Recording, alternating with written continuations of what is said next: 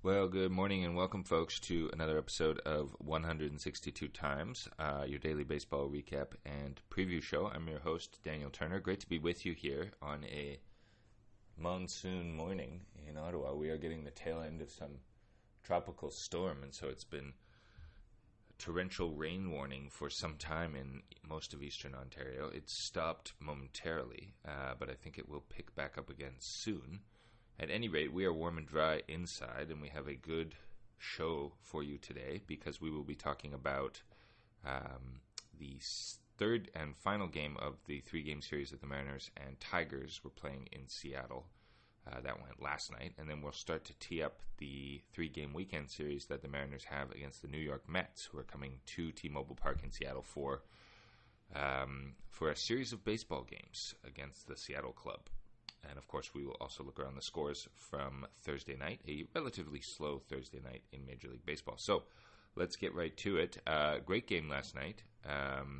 It was a 4-3 final for the Mariners. They walked off the Tigers in dramatic fashion in the bottom of the ninth inning, and we will get to that. But before we do, the win brings the Mariners to 60-56, second in the American League West still. The Astros were idle, and I believe the Astros' winning percentage is superior to the Mariners, though they're both 4 games above 500 currently. The Tigers are 55-61 now, fourth in the American League Central. Tigers had 5 hits last night for 3 runs. They also committed 1 error. The Mariners were 6 hits for 4 runs. The winning pitcher was JT Chargois. He's now 2-0 with a 1.29 ERA, and the losing pitcher was former Mariner Mr. Vest. That's Will Vest to you, and he's now 2-4 with a 3.16 ERA. Starting pitching for the Mariners, it was Brian Wu. He had a good outing. He went 6 2/3, 5 hits given up, 3 runs, 3 earned runs, 1 walk, 7 strikeouts. He's got a 2.27 ERA now on the season. Wu went 88 pitches in 6 2/3, so really solid outing from Brian.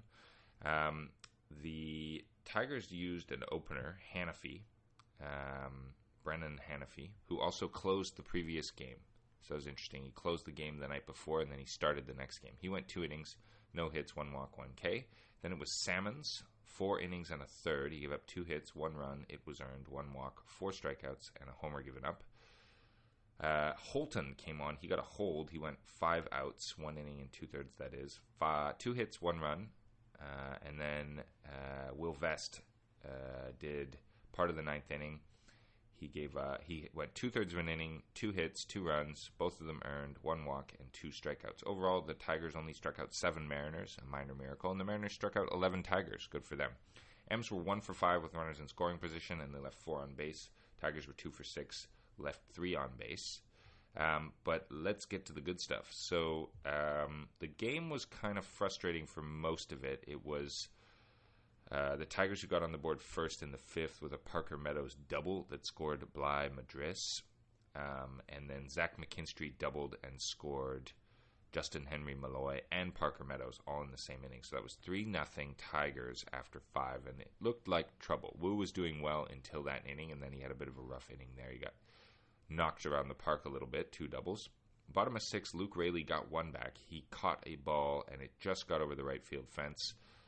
For his 14th homer of the year, a solo shot, 3-1 Detroit at that point. Then bottom of 9, all hope dwindling, but the bases were loaded in the 9th. So we had Luke Raley, Randy Arozarena, and then pinch hitter Ryan Bliss was on first, and Mitch hit a slicing line drive into shallow right center field, and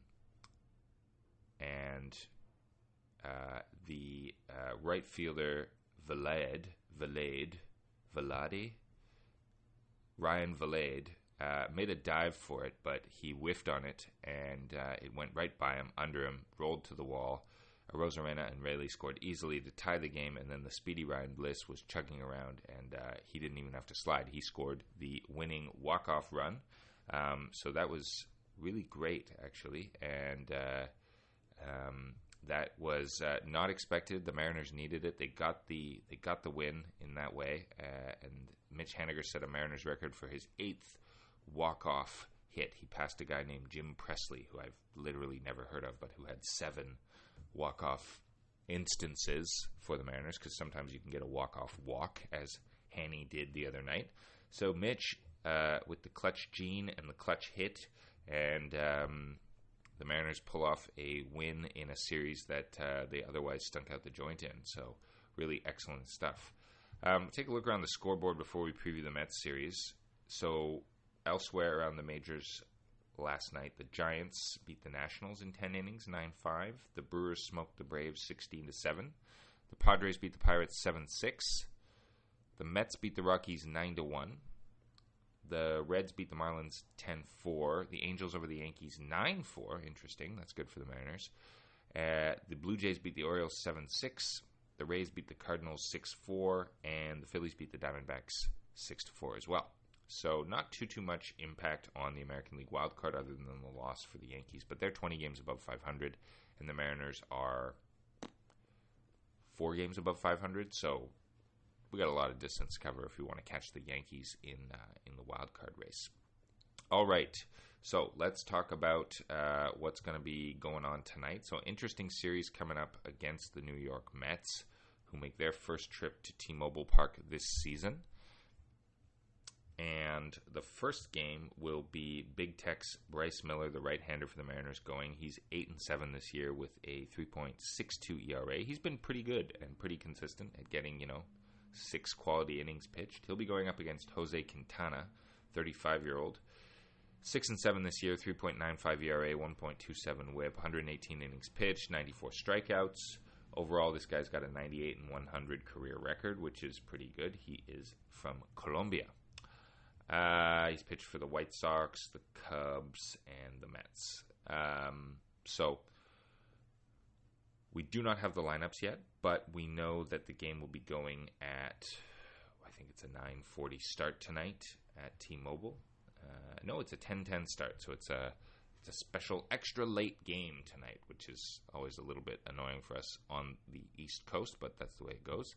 Then on Saturday, the Mariners will be rolling out Logan Gilbert, the Super Logan Gilbert, who is 6-8 with a 3.05 ERA. He also possesses a WHIP under 1, and that WHIP is at .89. 147 innings pitched this season, 143 strikeouts, 23 starts. Your man is a stud. He'll be going up against Sean Manaea, former Oakland Athletic, I want to say, Sean Manaea.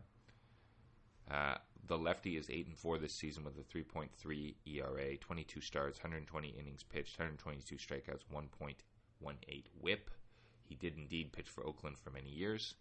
And so a left-handed strikeout merchant could be difficult for this Mariners lineup to handle. Let's be honest about that, but we'll see how that goes on Saturday. And then on Sunday, the Mariners are in prime time on ESPN Sunday Night Baseball for the first time since 2004. And we'll have a great matchup. It'll be Luis Castillo, 9-11, 3.48 ERA. He'll be going up against former Yankee Luis Severino, who's 7-5 this year with a 4.06 ERA.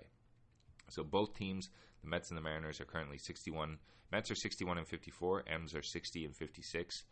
So very similar teams, both battling for a playoff spot. The Mets not going to win their division at all. They're third place, but they're definitely a wild card threat in the National League, despite all their struggles last year after spending all that money. And again this year, Mariners will probably see former Mariner Edwin Diaz for the Mets in this one.